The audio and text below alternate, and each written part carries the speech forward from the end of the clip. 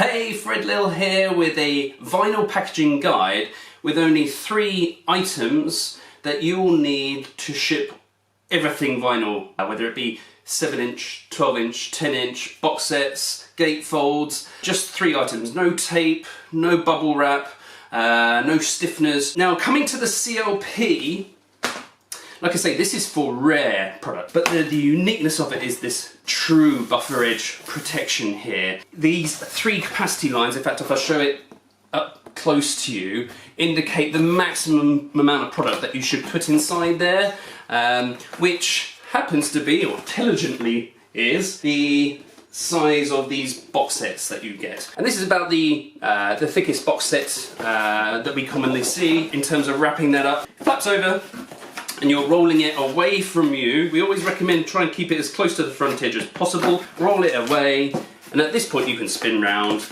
peel the seal off, up she goes, and then there's enough room, even with its most maximum product in there, to still get a good flap seal. In terms of what it can hold of regular LPs, 1, 2, 3, 4, 5, 6, 7, 8, 9. You see it on the crease line there, just about goes in there, so that's 9 or 6 gatefolds. 1, 2, 3, 4, 5, 6, and hopefully you'll see again that line's right true to the top crease there. There's still a large proportion of people mailing, shipping vinyl using stiffeners, either side of, the order, and putting in one of these, industry standard K7 bubble mailers. 30p for this bubble mailer. I'm also buying a stiffener for 10p, but I need 2 of them, one to go either side.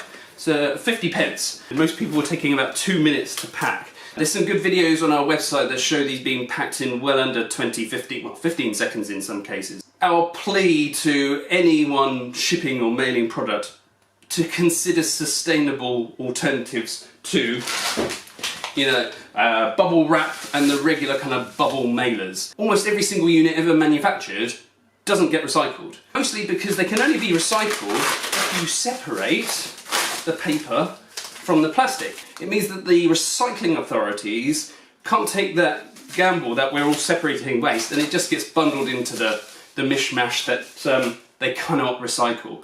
So whether you choose one of these 3 options and hope that really helps, or just something else more sustainable, we just need to stop using these kind of unsustainable choices.